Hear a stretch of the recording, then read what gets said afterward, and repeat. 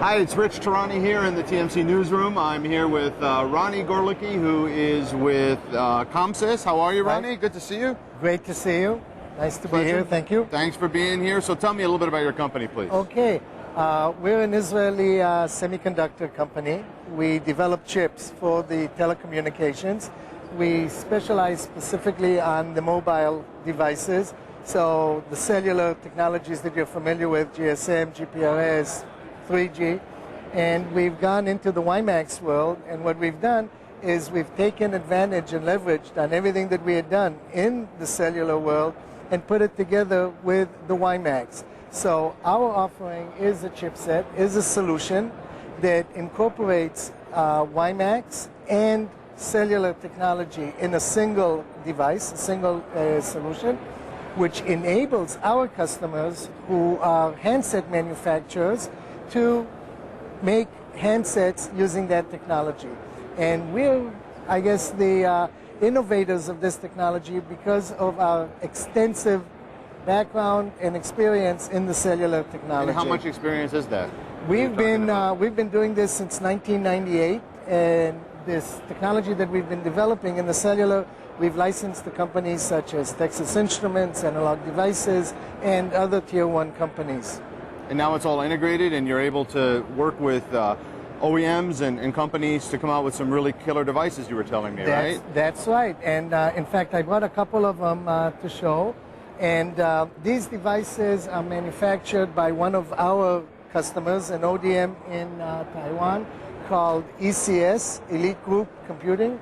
And what they've done, they've taken our chipset, which integrates and enables handover between the cellular technology and the WiMAX technology and puts it into a single device. So for instance, this is the high-end device, and there's one other device in the market that's supposed to do something similar, but it doesn't have the handover capability because it's not integrated into one solution. It's two solutions kind of living side by side but not interacting. Sure. Ours interact because it's a single chip, and this is their high-end device.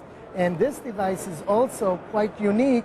It's called the dongle phone, and obviously lower priced than this one. But this function, you can use a USB to connect it to a laptop or a netbook, use the WiMAX as a modem for broadband coverage capabilities, and at the same time still use it as a full GSM phone. Make, receive calls, and this phone is quite high featured. It's got a 2 megapixel camera. It's got MP3. So when you're not connected to the laptop, you've got a phone. So and where is that available right now?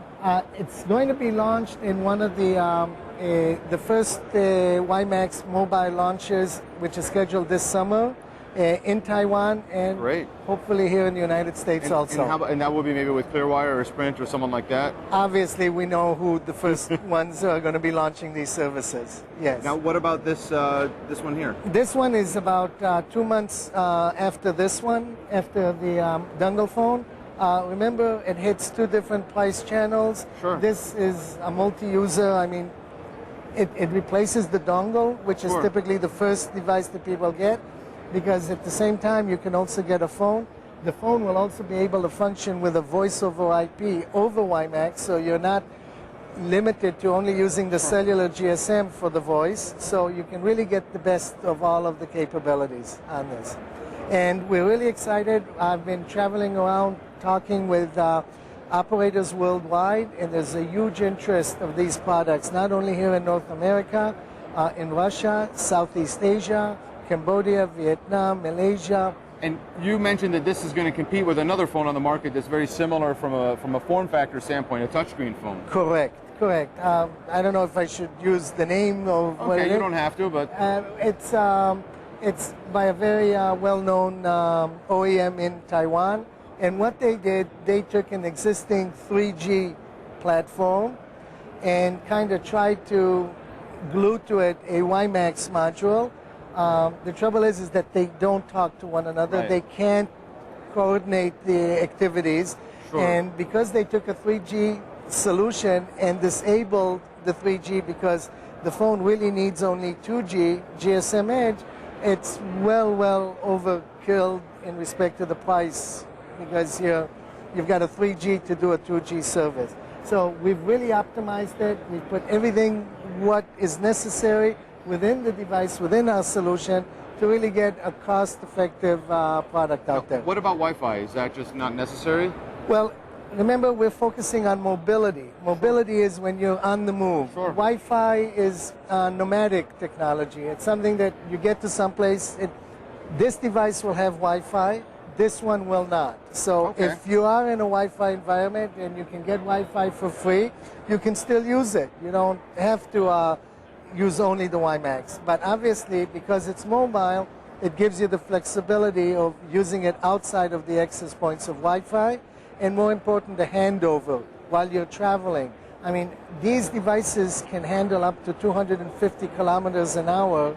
That's good for Germany, not here in the United States.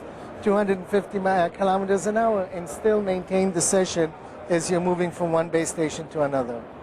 That's great. We've been speaking today with Ronny Gorlicki, who's with Comsys. My name is Tehrani, reporting from the TMC newsroom. Thanks for watching.